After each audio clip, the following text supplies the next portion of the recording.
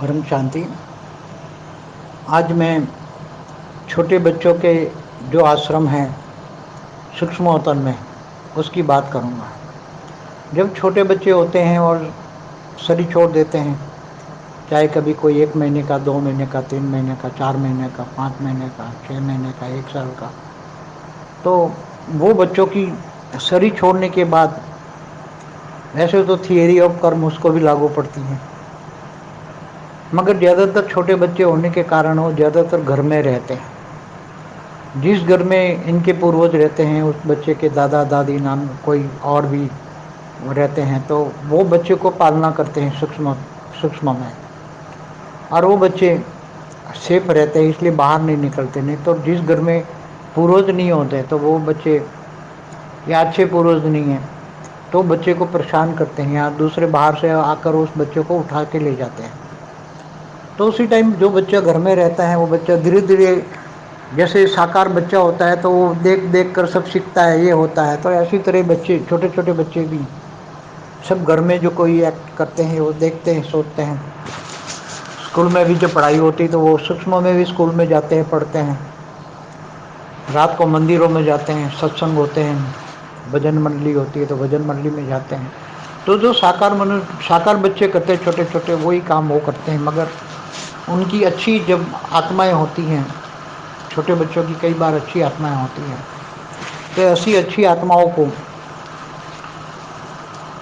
कहीं दूर जाने का चांस कोई न कोई आत्मा के द्वारा मिल जाता है। मैंने कई बार बोला है कि सूक्ष्मतम से, जैसे हिमालय से कई हिंदू धर्म की कई अच्छी आत्माएं ऊपर से आती हैं, और सभी आत्माओं को जो रात को मंदिरों में या सत्संगों में इकट्ठी होती हैं, वहाँ सबको ज्ञान से समझाते हैं कि हम तुम्हें 4 धाम की यात्रा कराएंगे, तुम चलो बद्रीनाथ, केदारनाथ, गंगोत्री, यमुनोत्री, ये तुम्हें 4 धाम की यात्रा कराएंगे, तुम्हें ले जाएंगे कि वहाँ मानसरोवर में तपस्या करो, और फिर अगर तुम्हारी इच्छा है तो कैलाश पहाड़ से ऊपर से जाने का, शिवपुरी जाने का, या नीचे बद्रीनाथ जो है, बद्रीनाथ मंदिर से जो वैष्णव है तो विष्णुपुरी जाने का भी रास्ता है, स्वर्गलोक में जाने का रास्ता भी है सब।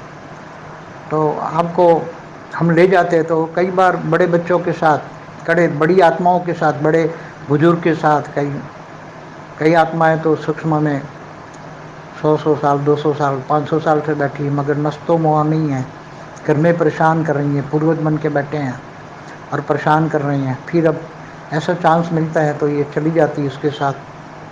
उनके साथ ऐसे छोटे छोटे बच्चे होते हैं, तो ऐसे छोटे छोटे बच्चों को ये ले जाकर ये 4 धाम की यात्रा पर एक सूक्ष्म में एक अलग बच्चों का एक आश्रम है, अलग बच्चों को पढ़ाया जाता है। ऐसे उसमें 1 साल से लेकर काफ़ी 15-20 साल के बच्चे तक वहाँ पढ़ते हैं। उनको गीता ज्ञान, शास्त्रों का ज्ञान सब पढ़ाया जाता है, और वो बच्चे पढ़ के फिर तपस्या करते हैं। फिर धीरे धीरे उनको भी ज्ञान होता है, तो ऊपर जाने का जहाँ इच्छा होती है तो वो स्वर्ग में जाते हैं। कोई वहाँ से स्वर्ग में जाने का, या कोई शिवपुरी जाने का, या विष्णुपुरी जाने का रास्ता सिलेक्ट करता है। तो ऐसी तरह सूक्ष्म अवतरण में भी बहुत ऐसे आश्रम, जैसे मैंने बोला नहीं, हिमालय में बहुत बड़े ज्ञानगंज जैसे आश्रम बहुत बेहिसाब गोले में होते हैं।